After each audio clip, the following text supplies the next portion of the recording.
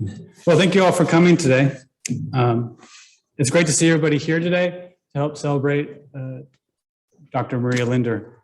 I'm Nick Salzameda, Department Chair for Chemistry and Biochemistry, and welcome you all here today. It's great to see everybody here to celebrate Maria. She was an amazing individual, someone that was very important in our department, important to a lot of you as well. She was in our department for 45 years.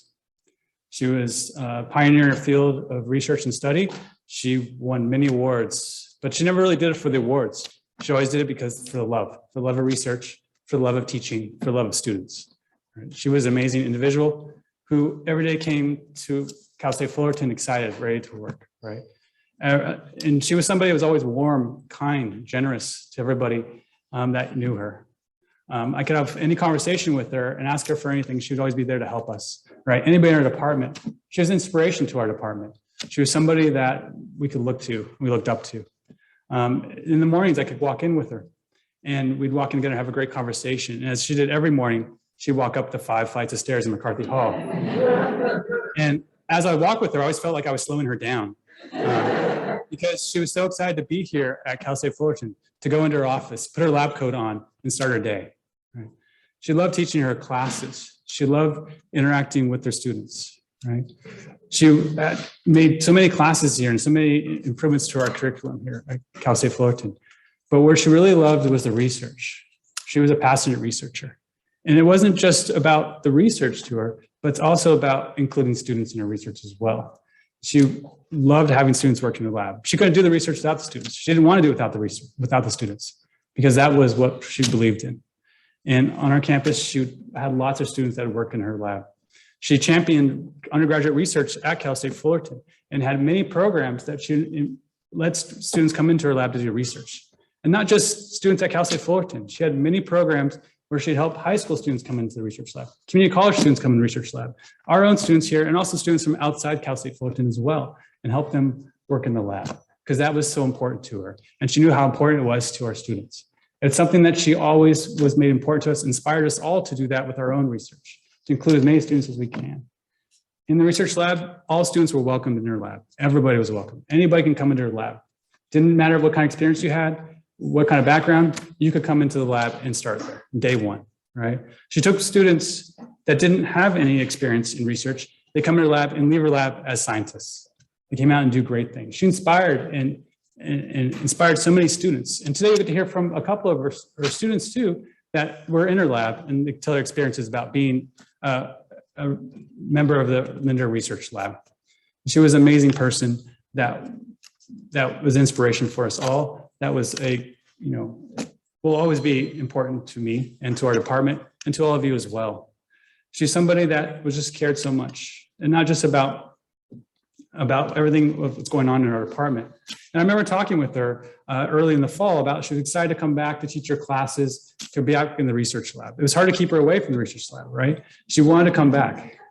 And she would call, even though it was a personal call, it was still about research, right? So we had lots of personal calls about things, right? And it was always about, I'm ready to come back, teach my classes. I'm ready to do this. I have all these plans ready to go.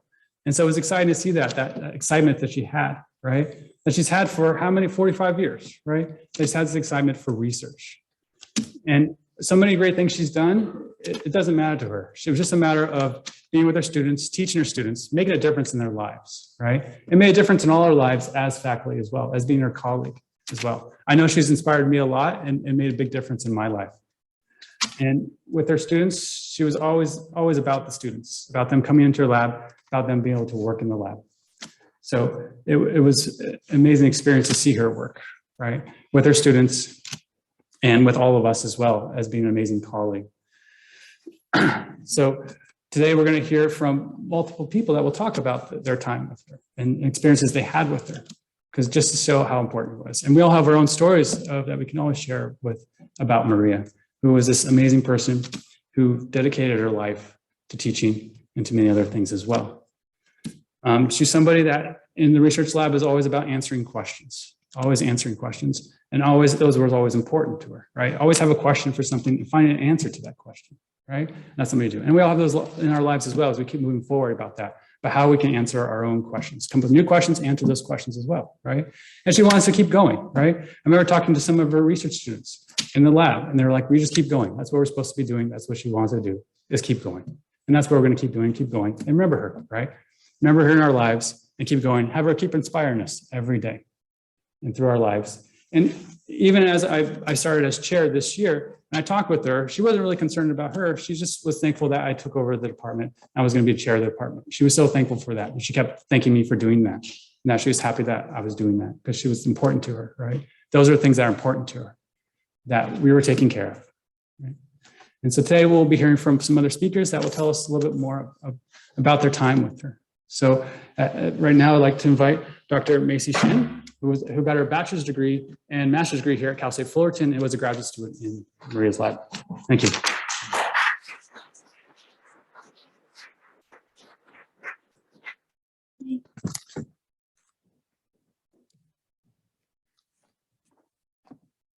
Thank you for allowing me to share my recollections of Dr. Linder. The last time I saw Dr. Linder was before the summer break. I saw her in the hallway and then we chatted and I said, Dr. Linder, I see you have a great summer and then I'll see you in the fall. And I gave her a hug. I never thought that would be the last time I saw her. I always thought she was going to be around for many, many years to come because she's so tireless and invincible. Had I known that would be the last time I would see her, what would I have said to her? 2,000 words of admiration.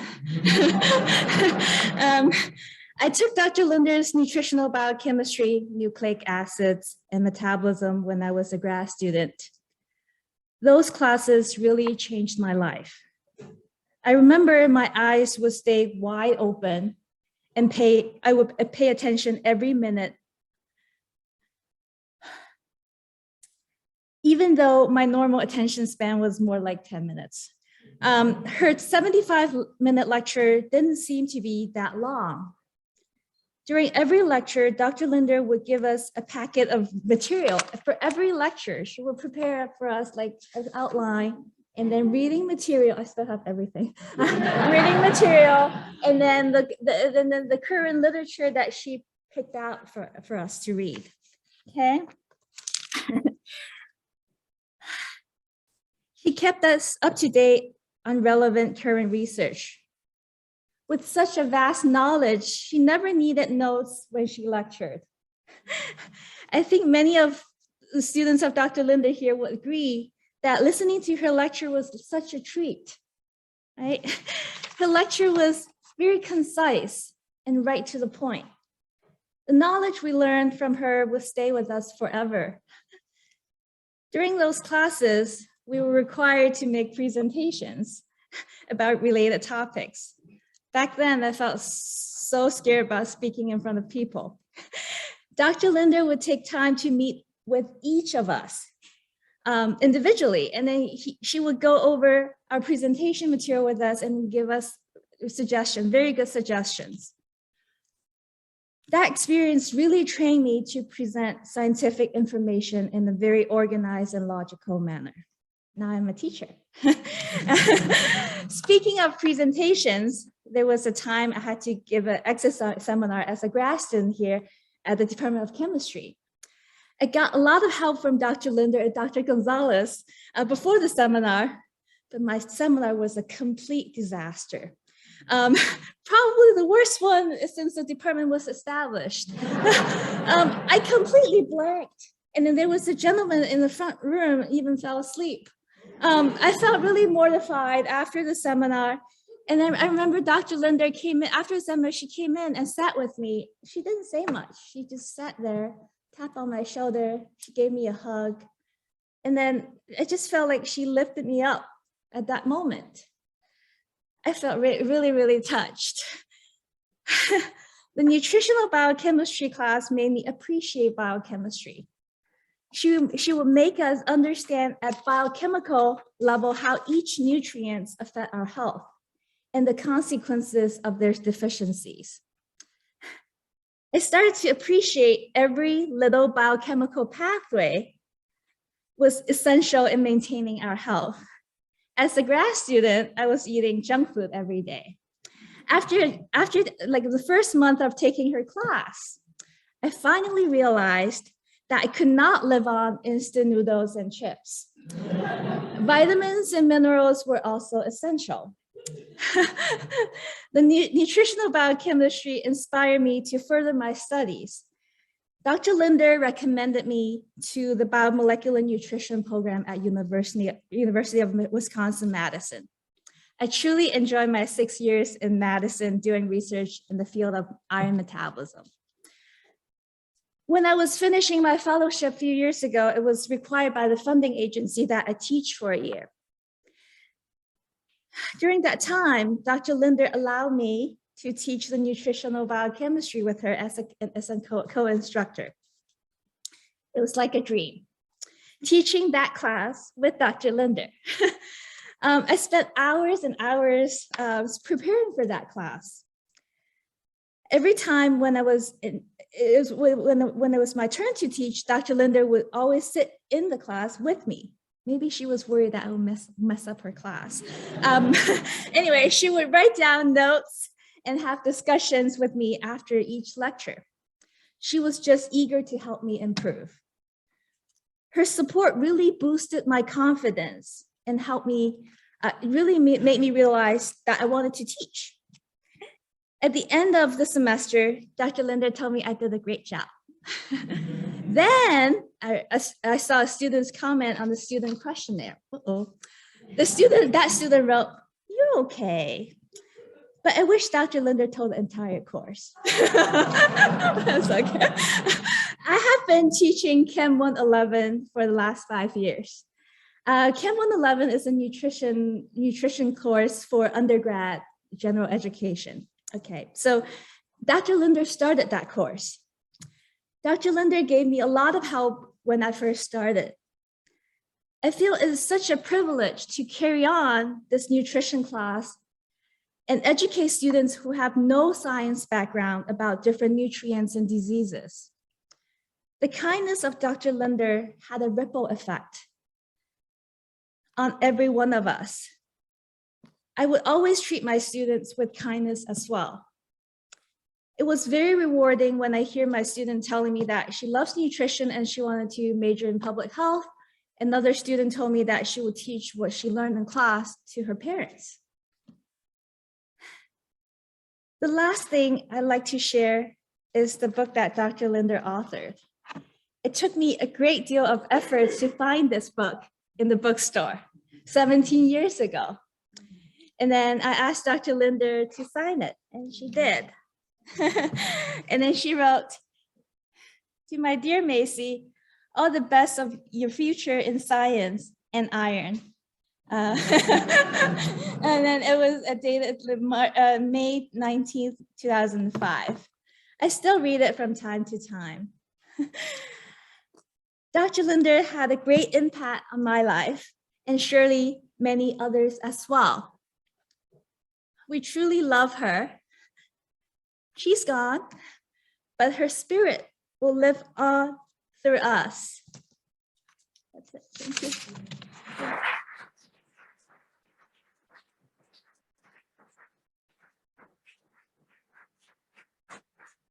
Thank you. I'd like to invite Dr. Mark Filowitz to give a few words for us.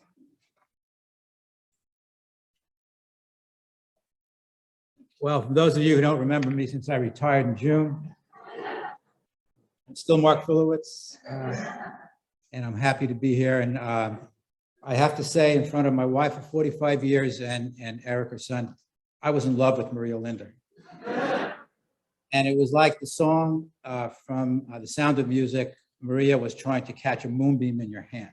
You could not describe her. She grew up in privilege, New York. Dad was a doctor, I believe, on Fifth Avenue. But she never showed that in any way. She was so down to earth, it was incredible, because anyone that got to know Maria felt that. She initially, some of you may know, planned to be a ballerina, but then she was stricken with polio. And there's those of you who have tried to keep up with her, as Macy said, walking around, she got around pretty well, but it made her change gears and she decided to pursue a career in science. From Vassar, she went to Harvard, got her PhD, ended up in MIT as a tenured associate professor, but she ended up here. And in fact, the book that Macy showed is still used in some of those institutions as many years ago as it was written because the science was so sound. So I met her and it was back probably in 2000. And at the time, she was married to Gordon Nielsen, Eric's dad. And he had come out to California to start, I believe it was Marshall's chain of stores, which you don't see anymore because as all things change, geologically, they change. And at the time, he was wooing Maria, and Maria had an offer to come out here. Now, here you are, a tenured professor at MIT. And I got to tell you, when she was at Harvard and PhD, from what I recall from hearing things at the eulogy that I was privileged to be at, there were like 5 women and like 300 men in the program. And yet she was the shining star, as you would imagine. So Gordon had quite a task at hand to try to get her to come out here. The offer had been made, and here she's got to think about it. So we visited them in Mammoth a couple of times, and also we visited the house in Burbank, where Maria had a home with Gordon. And she showed me some lodges up in the Mammoth area that Gordon had taken her to convince her to move to California. And it worked. The beauty of the scenery, the nature, and also the opportunity not to teach just the upper echelon of students, but to teach all types of students really had a strong attraction to her. And that's what she's really made the most of. I had to actually put together her report for the Wang Award, which some of you probably know about. That's a CSU-wide award. It's $25,000 from the Wang Foundation. And to do that, 5 professors, I believe, every year in the CSU get this award. And at the time, a lady by the name of Davida Hopkins Parham was helping to put it together. And she says, Mark, because I was working with Maria, and I'll get into why, you got to do this. Any of you who've gotten an award at Cal State know what a pain in the ass it is, all right? You have to do more work as a recipient of an award than you think it's worth at the time, but it's worth it. So Maria, of course, got the Wang Award. We all went down to the chancellor's office where she got the presentation. And if I started to look at what I had to put together for her, the list of accomplishments, just absolutely amazing, okay? Forget about all the awards she got here on this campus, you know, but nationally, internationally, she was recognized as being the expert in her field. As I said, people still use her textbook from probably 50 years ago. So in terms of what she did, she was the best. I got to meet some of the family. I met Eric once. I don't know if he remembers, either in Burbank or in Mammoth. But I also met Maria's sister Renata and brother-in-law Boris, and we all went to the hot springs, which you can't go to anymore after 395, but at the time you could, and scald yourself and feel good afterwards. And we got to know her family, and she was so hospitable. And Joan and I spent a nice weekend up there, and another visit up in Mammoth. And at the time, what we saw that I was in Burbank, Gordon was still on the decline, but he was still okay for a while, but he had to take a lot of rest. So it was great to get to know her family a little bit. In fact, I was privileged enough to be at the eulogy that was arranged for her in Northern Hollywood. And a lady comes up to me and says, "You probably don't remember me." I said, "You're Renata, you're Maria's sister." She said, "Yes." So I struck a chord with the family in some respect up there. So that was very gratifying to me. So where I got to be really close to Maria was when we started running the Research Experiences for Undergraduate course program from NSF. At the time before that, it was Peter DeLizer, your former chair, and John Olmsted, who was a chair way back, who was foolish enough to hire me as a full-time lecturer. And they were running it, and they kind of had enough of it. So Maria decided to take it over with me helping her out. So as you'll see later on, when I talk about our relationship in the chairs department, we did different things. You know, I did a lot of the administrative stuff. And of course, when the students that came in from all over the country, they disappear into LA until after midnight when the train station in Fullerton would be closed. The taxis have gone away. There was no Uber then, there was no Lyft. So Joan and I would have to get in a couple of cars and drag these kids back to their apartment. So that was what I was good for, okay? And also you saw in some of the pictures having a lot of the parties at my house, which I did also when I ran the Project Raise programs, which we were happy to do. I don't know if John was, but I was happy to do it. So when Barbara Lowley was stepping down as chair, we needed to have another chair. And, you know, in a department, typically, and you know, Nick was great to step up at this time when Peter retired. You know, everybody takes a quick step backwards, right? Because department chair is difficult. I mean, not only is there a lot of work involved, but you get to see sides of your faculty you really don't want to know from, but you have to. So Maria decided that she would do it and take care of all the RTP stuff for faculty, and I would take care of all the administrative stuff. And I was a full-time lecturer, so this was unusual. So she convinced President Gordon at the time to do it. And as I said at my retirement party, nobody would have the juice to do this except Maria Linder to make this happen, because she had a lot of influence given her reputation and given the amount of juice she had on this campus. So with that, we were able to do that for a number of years. And it was a great relationship. You know, so the REU thing led up to the co-chair thing. And she was really not happy when in 2008, I was asked to become associate dean, which right now you have very good people running it right now in that office, like Sean Walker. But at that time, it was tough for Marie because she didn't want the administrative stuff. She hates that stuff. But she really loved the students, really loved the research, and really loved the teaching. So at the time, she looked at me and said, you know, Mark, I know this is bad for me, but it's good for the college. You go do it. And I did. So it was a relationship that kept going for a number of years, but in a different way. We weren't working together all the time. And I remember when she moved out of the chair's office, which is pretty big, she moved into one of the smaller offices down in MH 580, that corridor, all the way down at the end, right before the conference room. So 582, I think it is. So I remember, you know, Maria always had in the two labs that she had in Dan Black Hall, she always had all her stuff piled on the floor, okay, in piles, okay? So I said, you have, no. So I went and bought her like 6 file cabinets, okay? A few months later, I came back, the file cabinets were totally empty. Everything was piled on the floor. And because she knew where everything was, you know? So I wasn't going to mess with her filing system, but it was kind of funny to me. I last saw Maria at Peter DeLiza's retirement affair out between Dan Black Hall and McCarthy Hall. And she told me how she had hit her head on the microwave and had some bleeding in the brain. But she was very optimistic that it would be fine, because of course she was optimistic about everything. So it was quite a shock when we heard of her passing. It's a hole that I think others will say as well, it'd be very difficult to fill, if not impossible. She was a force of nature. And to have her here at Cal State Fullerton was a privilege, and we will miss her very much. So as far as I can say, without getting into more detail, I don't want to steal thunder from Eric and others who have more information about, you know, her wants and needs. I will say that it was probably one of the best periods of my life working with Maria Linder, and I'm happy to be here right now to talk about her. Thank you.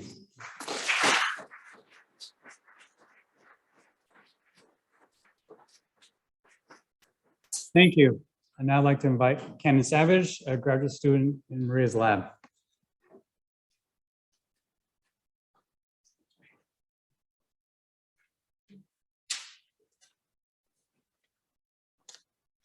How far about this? Is this good? Hello? Okay. All right. Hello, I'm Cannon. I'm already a bit choked up, so please bear with me. I'm going to give you maybe a perspective that is not super common as a person who met her first as a student and having her leave me as a student. So when I first met Dr. Linder, I still had short hair, very short hair even. And I met her in kind of an indirect way. So in the fall of 2018, I took the first half of the general biochemistry class with Dr. Madeline Roche. I'm not sure if she's here. But that was an awesome class. And I was part of a large group of people who had kind of taken all the chemistry classes together. And we were, we did Gen Chem together, we did OChem, which was tough, but we made it. And now we were in biochemistry, right? We're all biochemistry majors. And now we finally made it to the class that we've been waiting to take for 2 years. And 423A was really cool. But like about halfway through the semester, you get those like murmurs of like, what comes next? What's the next class? Well, 423B, there was a lot of talk about it, and we didn't really know who the professor was. We just knew that the name was Linder. And that name began popping up a lot. And by the end of the semester, everybody was kind of like, we're scared. Because Dr. Rosh is a very bubbly, very nice person. We never met Dr. Linder yet. Right, nothing against Dr. Linder. But we were scared. Everybody was scared. All that I had known was that her name was Dr. Linder and that she studied copper, which at the time I honestly thought was a little boring. But that ended up being what I studied for my master's degree, which I'm still studying now. So anyway, where am I? So it was common at the end of the semester for people to remark that they were scared for the next semester, the spring semester, and we thought it was going to be relatively unpleasant. And the build up to that first day of Chem 420B in the spring of 2019, it was totally over dramatized because on the first day of class, promptly at 9 a.m., in walks a silver-haired lady in a green velvet tracksuit. So I know that the Linder lab mates are here, right? You guys have all seen that, and you know that I love that outfit. She always dressed in very colorful outfits, like purple dresses, green tracksuits, and I love it, yeah. So it was kind of sad when we were limited to just the lab during COVID. She would always put on her white, boring lab coat, and her colorful dresses would be covered up by that. It was kind of sad. But anyway, she had great fashion. I was conditioned the previous semester to expect a very strict, unwavering professor. But instead what we got was a very nice older lady. And her age was honestly, to me, it was a bit of a mystery. I really wanted to know how old she was, but you can't ask that kind of stuff. And when I found out after joining her lab as a master's student a few years later that the number was actually 82, I was super surprised because I thought maybe she might be like 75, like my grandma is like 75 and they have the same colored hair, but 82, wow. It's a long time to be teaching ungrateful undergrads. No. So the semester, that semester with Dr. Linder was my absolute favorite because the class was super tough, but I'd been waiting to take this class for 3 years now. And I'd never had a professor who taught like she did. I don't know if you guys know this, but she gives quizzes every day, literally every day. And then the next class period, she would hand it back graded for the whole class, right? Like 75 people or something like that. And then when she got home, she would post study questions and she would post the lecture recording and a bunch of papers and documents that pertain to that subject. So it was like just the onslaught of information about, amino acid metabolism or something. And I never had a professor that like put that much effort into just one lecture. And that's no disrespect to any other professor, but she really layered on all of the detail. And it was really cool as a student to see like that much effort put into just a simple lecture. Some of the students really disliked this, but I admired her for her commitment to instilling in us like the robustness of learning a topic. Some people will just learn the surface, but she really wanted us to dig deep and really understand actually what's happening, which I thought was super awesome. But I'd never had a professor quite like her because you could literally ask her any question about any topic and she would give you an answer with a few references, like right there. Like any question you asked her, she could give you like the author and the year that the paper was published that pertains to your question. It was really kind of baffling to see because I don't know many people who can just, list off papers off the dome like that. So her mind was a vast library, a database, an internet of things. It was extremely inspiring. Her brain was filled with decades of scientific knowledge, and she really required no invitation to share it with you. So all you had to do was just kind of stand near her, and she might, just spark up a conversation about some niche topic in biochemistry. And I would consider it a blessing when those things happened to me, because I would just be sitting there typing on a paper in lab, and she would like share like some just crazy story about like research that she did at MIT or Harvard, or she would just share like her knowledge with me, and it was a blessing to hear that kind of stuff. So one thing that now looking back on it, I don't think it's relatively unknown, but it may be unknown to some of you, is that she was pretty devoted to like organic agriculture. And I took a class with her called environmental biochemistry a few years ago, which Macy talked about. And she took us on a field trip to a farm, which in a biochemistry class was kind of unusual, I feel. A lot of us were like, why do we need to go to a farm? Like, what's the point of this? But it was one of my favorite experiences with her, because she has such a vast knowledge of things other than biochemistry, like organic agriculture, which she was actually a pioneer kind of in the field of organic agriculture. And she kind of played a really big role in the adoption of the practice in the country. Anyway, so when we were there, they had all of these plants, like everything was in bloom, everything was growing. So you could just reach down and pick things and try them. It was really cool. And it was in Malibu too. So it was a really nice setting for this kind of stuff. And she would encourage us to like just pick stuff and try it, which I thought was super crazy, because it wasn't like tomatoes and like bell peppers. It was like really weird looking plants that had like scary looking flowers and berries. And she was like, try it. And I took her up on it, and I tried a bunch of things, and it kind of opened my mind to things, because like, the stuff that was growing there was not like stuff that you would go and buy at the store. It's just like really niche plants that are edible. And it was really cool. She kind of opened my mind, and I kind of have taken up kind of gardening as a hobby because of her taking us on that trip. So I thank her for that. But perhaps my most cherished memory will be our trip to Boston in October of 2021. So just about a year ago. So she spent quite a sum of money to take me and her other graduate student, Kavan. I'm not sure if you see it. Hi, Kavan. So she spent, like, I didn't realize how much it was, but it was very expensive. She took us on a week-long trip to Boston and then also southern Vermont to attend a Gordon Research Conference that was focused on the biology of metals, which was her life's work. She was super adamant that she wanted to take us on this trip. And I was kind of scared, because I'm like, I don't want to go on a plane, I don't want to fly all the way to the Northeast for a week and be in a ski resort in the middle of the forest somewhere. It's kind of scared, to be honest. But it was a really fun trip. And she was super adamant that we go. And I don't think she would have taken no for an answer, to be honest. She would have probably forced us to go some way or another.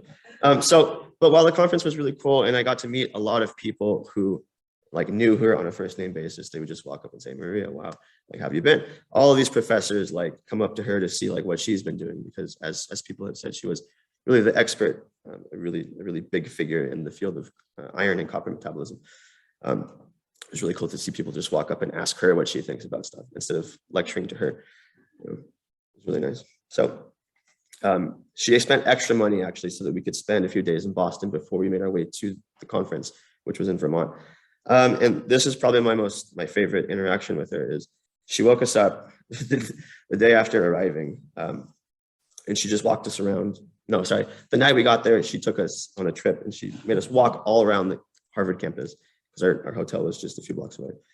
And me and Kavan are just kind of walking around, and she's like just telling us, oh, here's where we did this. Here's where I stayed my freshman year. Here's, all this stuff. Like, as if it wasn't like 50, 60 years ago. She remembered everything, like every little piece. Like, she could tell you, like, this statue is this person. This is what this guy did. It was really cool to see that. And it was Harvard too. So it was really, really cool experience. But then the next day was a tough day. She woke us up at pretty early in the morning, and she was like, meet me in the lobby.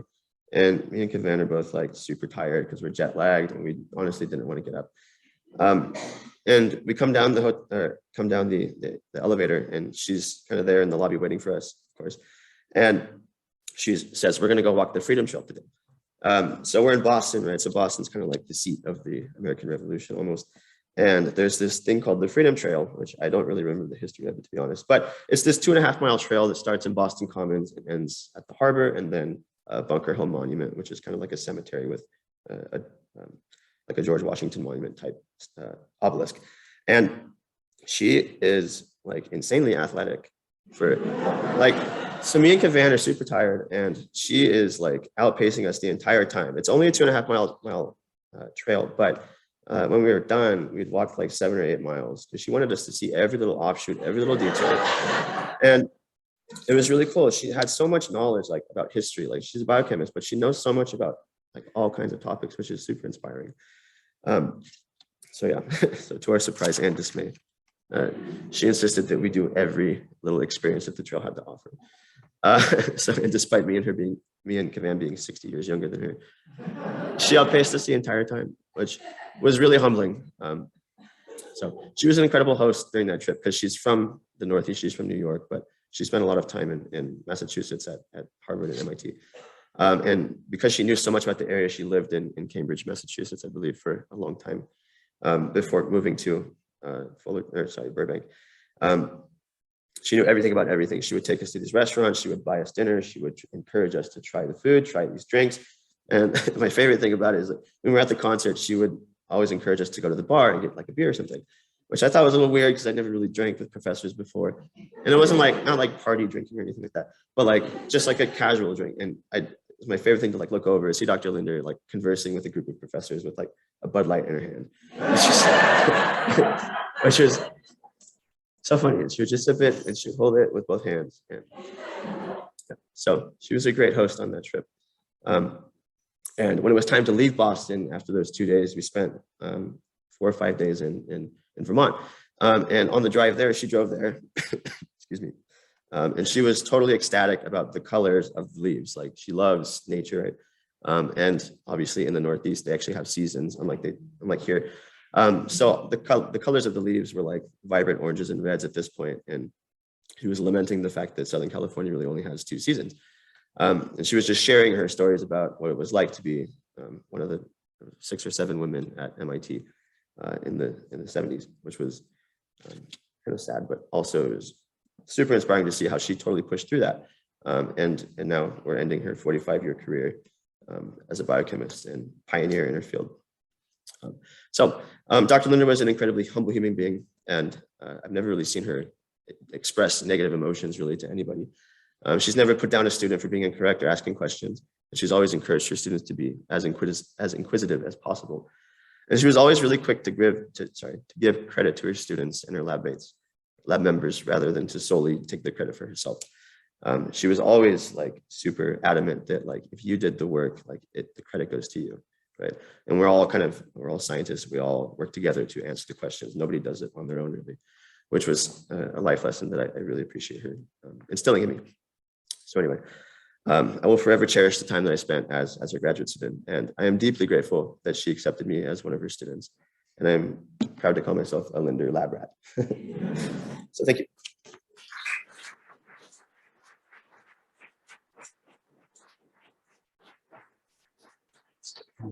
Thank you. Now I'd like to invite Eric Nelson, Maria's son, to come up and say a few words.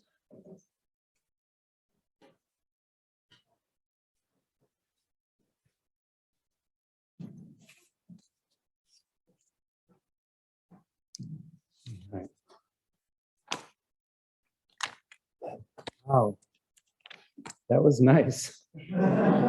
That's really nice to hear. I mean, this whole part of her life, like until she passed, I hadn't even been back to Fullerton for, gosh, 25 years. I don't think I'd seen her lab since I was a kid. So this is just really, really wonderful to be able to hear all these stories and all these people's perspectives of her. So let's see. So when I was thinking about saying some words, I thought, like, how do you do justice to such a life as Maria's? So I'm going to come back to that at the end. I love hearing about Dr. Linder. And of course, she wasn't so much Dr. Linder to me. So I thought I'd focus some of my words today on telling you a bit about Maria, my stepmother, and the person who came into my life when I was 4 years old. I'm going to start, there's a thread. So Mark mentioned some of her life, but just to briefly go through her early life. She was born in New York City. Her father was a physician. Her mother was had done something called eurythmy, which many of you probably haven't heard of. It's a kind of movement form of expression that expresses words and sounds through movement. Her parents were Swiss. I was actually going to check that with Renata, her sister, and make sure I was 100% right about them being Swiss, fully Swiss. Big connection in Switzerland, and that was a big part of her life too. And her family were spiritual people. They were students of a teacher named Rudolf Steiner, who was the person who inspired the development of Waldorf schools, if you've heard of those, and also biodynamic gardening, which, as the person we just spoke mentioned, was a big passion of hers also. I don't know how many people knew what a spiritual person she was. She kept that, I think she kept that, she was very circumspect about that, but she was actually a student of the meditative path put forth by Steiner and was very devoted to that. But as I said, I don't know that she talked about that much with people if that wasn't where they were at, or they weren't, just happened to be part of that world. So Maria's father was actually asked to go to America to bring Steiner's medical philosophy to the country. And so they went to this country and they settled in Manhattan and they raised their two girls there. And as I said, Maria went to, she went to the Waldorf School in New York City, and she was always happy to express how important she felt that was to her education, her ability to observe clearly, as she said, to observe phenomena and not first filter it through dogma, right? Yeah, and she went on to attend Vassar College, and she and her sister Renata's mother died from cancer when Maria was around 19. It's a pretty young age to lose a mom for her, and then Renata was even younger. And then their father died when Maria was 25. Maria went on to graduate with a degree in biochemistry from Harvard, and then, as Mark mentioned, was an associate professor at MIT until she was wooed away by my father, as you heard, to come and leave MIT and the East Coast to come here to Fullerton and settle in Burbank, where she ended up living for the rest of her life, which is a phrase that still catches me off guard. So I'd like to tell you the story of how she came into my life, to my father's life, and thus my life. And this is a story that I feel like probably many of you have heard. And I was thinking, you know, these stories don't get to be told much now. So I want to tell it one more time. It's a good story. So this is a little margin note to preface the story. When Maria started at Fullerton in 1977, I was around 7. And there was this whole crew of folks that I grew up knowing as her colleagues. And the wife of one of them is here, Greta Nagel. This was just, I don't know, it was a group with so much intelligence and warmth and humor. It's just such an important part of my childhood to have known. And I don't know the later iterations of these colleagues, but I imagine it was very similar. But this was the core group I knew. And let's see. Oh yeah, so I remember, so actually Greta's husband, Glenn, was introducing Maria at, I believe it was a birthday celebration. And he was saying, so you may ask, what was our secret here at Fullerton for getting this amazing person and wooing her away from MIT and getting her to come to what was then a very small university in the West Coast? Well, our secret was computer dating. And that is true. So my father, Gordon, and Maria met through computer dating. And you have to wonder, this is 1973? How, and yet I feel like these computers, they were probably the size of a room, were maybe better than some of the things I'm hearing about computer dating these days. But in addition to that, as my dad explained to me, he had a system. So he would take his date to coffee, and if it worked out, great, he would invite them to dinner. So when he and Maria met, they went to coffee, and then they went to dinner, and then they went home. And I think essentially the date never ended. And that was the day before Thanksgiving, and they always celebrated their anniversary ever after on Thanksgiving Day. So I was 4 when I got to meet Maria. And my first impressions of her, and I know, gosh, it's so tricky to be a step parent. And she did that, as she did so many things in her life very well.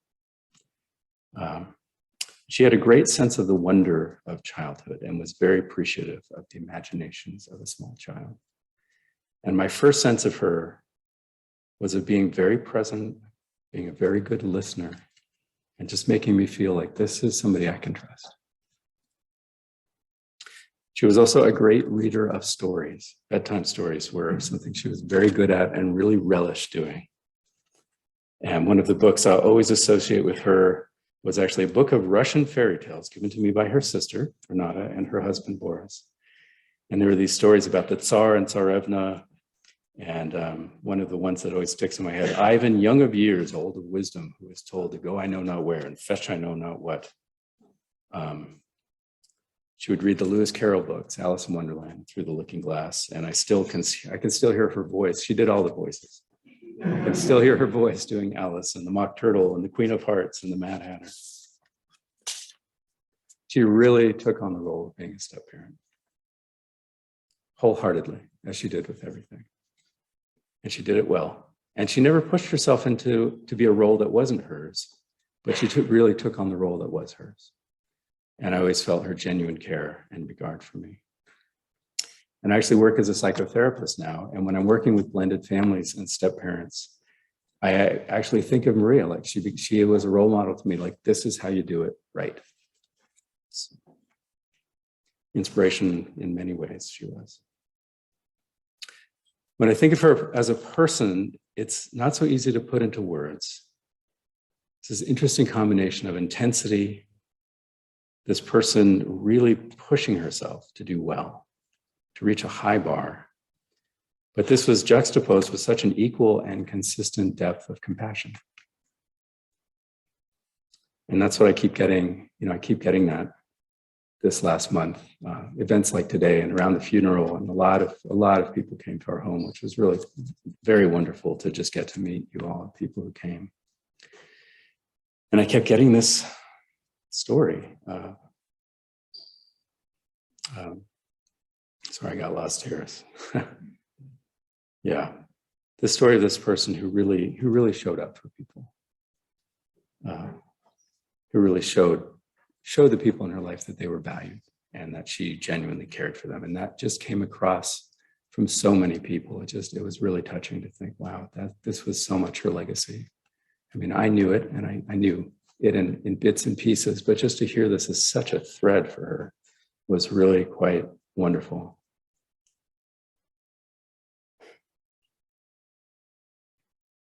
It's been difficult to process that this person who had such vitality, who is such a life force, such intelligence, who is such a presence in the world, is not with us, at least not in this physical realm. It's really been with me this past month, how very strange it is that such a life can end. She was still going, right in the middle of everything, piles everywhere, grant proposals, piles, there's piles on the coffee table, 5 piles on the coffee table, 6 piles on her desk. Everything was happening.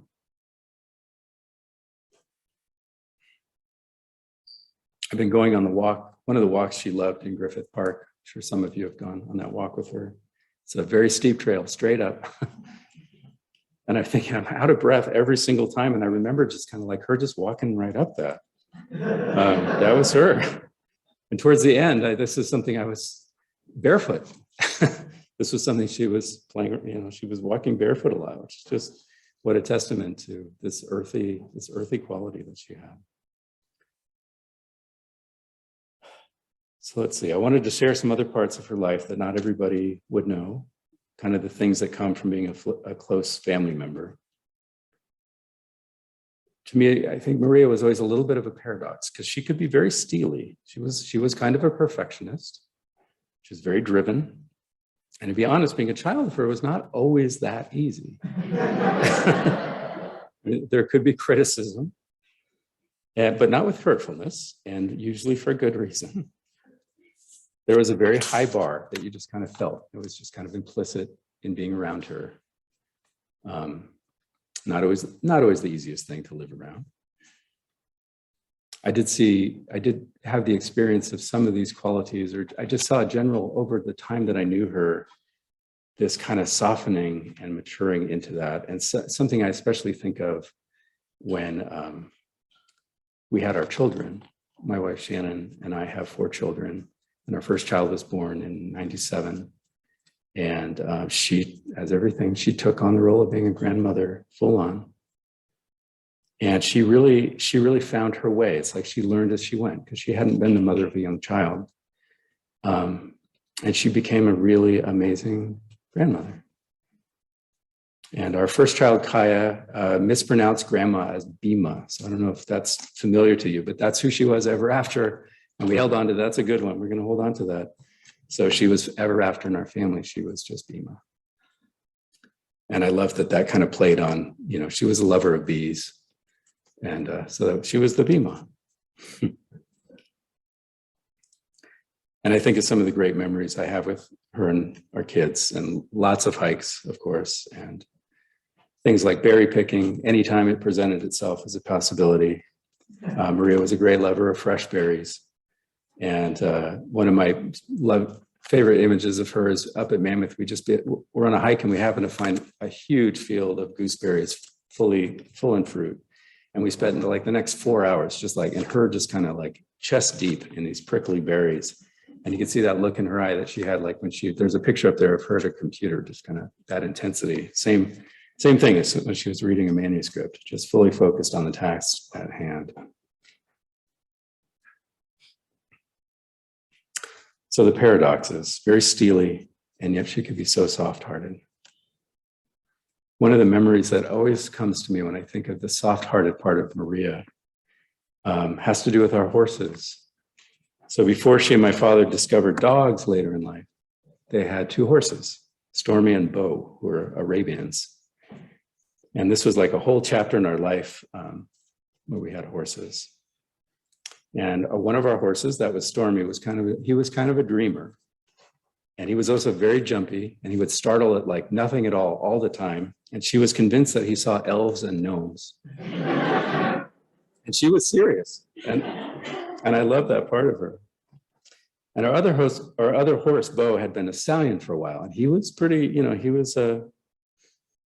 stubborn. He had a will. And he had this trick that he had learned from somewhere, we don't know where if you crack the whip, and of course you never hit him, but you crack it, he would stand up on his hind legs, and then he would get a carrot. And so there's this thing that you have to do with horses if you're exercising them, which is the same thing. You got to crack the whip and get them to run around a circle. And Maria could not get him to do it. He would always come over to her because he knew he could get a carrot. He would stand up on his hind legs, and she would begrudgingly, but always, give him a carrot. And of course, my dad would be on the sidelines saying, "You got to be tough with him. You got to make him run." And I don't know. I just always thought it was so sweet and funny to see this side of Maria. She could be very soft-hearted in that way. And I've experienced that with myself and my children too. Another aspect of Maria that was always funny to me, for somebody so intelligent and so on the ball in so many ways, was she had a bit of the absent-minded professor to her. For example, you could tell her a joke and tell her the same joke a month later, and she would never remember the joke, and she would always laugh.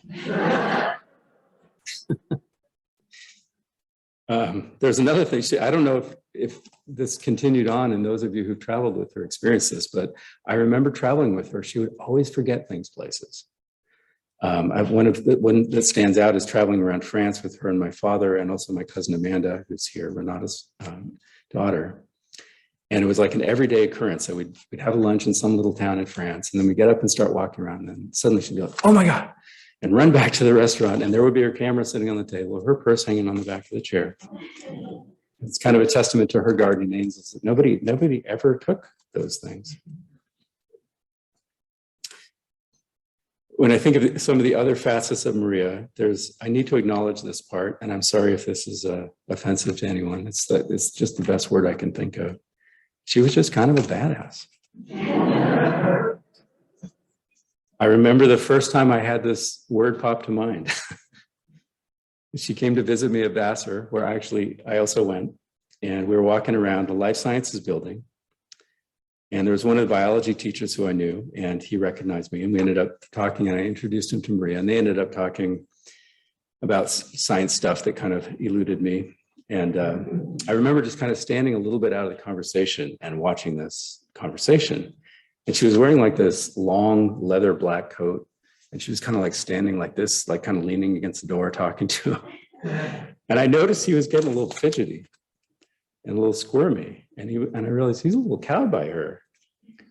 And I remember thinking, oh, she's a badass. And of course, this probably isn't news to anybody, but that was my awakening to that fact. She and her colleague, June Halliday from Australia, who was in the iron world with her, they were known as the Iron Ladies. I don't know if you guys have heard that one, but she loved that moniker. I just thought this was funny. She had this sense, she was open to the idea of reincarnation, and she thought she might have literally been a witch in a prior lifetime. I don't mean like the storybook witch. I mean like the pagan empowered woman who's like in this doing science and herbology in her hut out in the forest. And she said she probably had been burned at the stake. She was burned. So in honor of her 70th birthday, actually, which we had at her home in Burbank, we just kind of in recognition of that age and coming into this era of her life, and just honoring the bit of that mythological part of her, we presented her with the official Baba Yaga Award, which, for those of you who don't know, Baba Yaga was also from the Russian fairy tales. She was like a wise woman, but sometimes also witch. She could present as very gruff, humbling sometimes, even frightening, but also paradoxically could become a kind grandmother, caring for the worn traveler and ultimately helping them with the tools and the knowledge they needed to continue on their way and to succeed at their quest.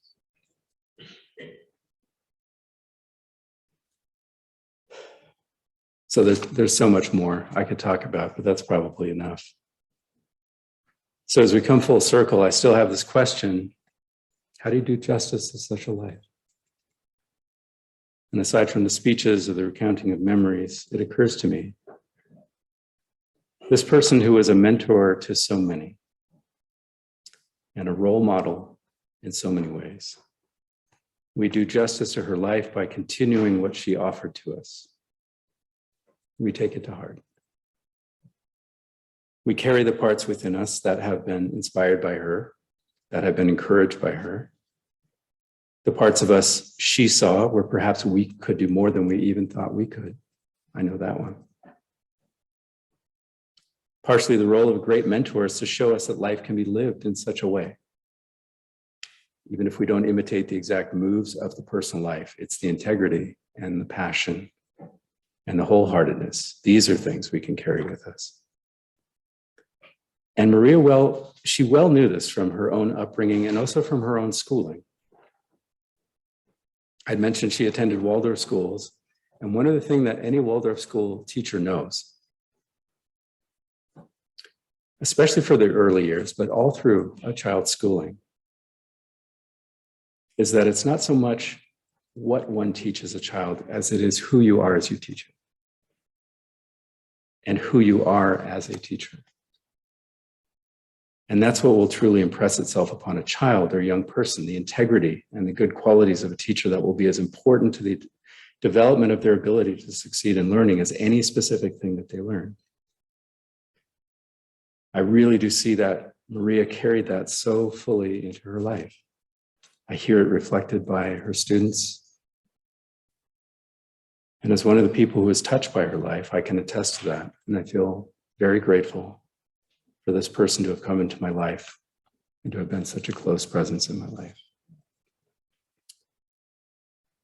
So maybe here at the end of these words and at the end of this celebration, I'd like to invoke her presence and just say to her directly, thank you, Maria, for being the person and the teacher and the mentor and the colleague, and ultimately the good friend that you were, for bringing your good self and your goodwill and your encouraging light to this world.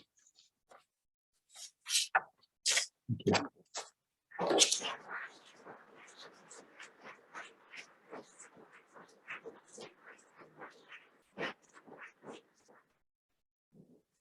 So thank you all that have spoke today for us, and I'm sure we'll have more stories that we can share.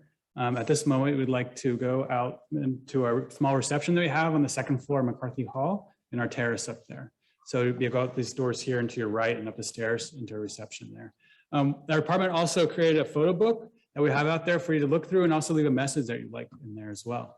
And we'll have those out there for you as well. So please, you're welcome to join you. And thank you again for coming, and look forward to talking with you more.